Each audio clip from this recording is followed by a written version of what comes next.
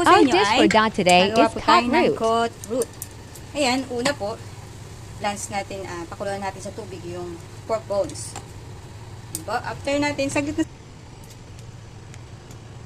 So, ayan po, after natin mailagay na yung pork bones sa ating pot, maglalagdag na po tayo, ilalagay natin ang ginger at ang plum.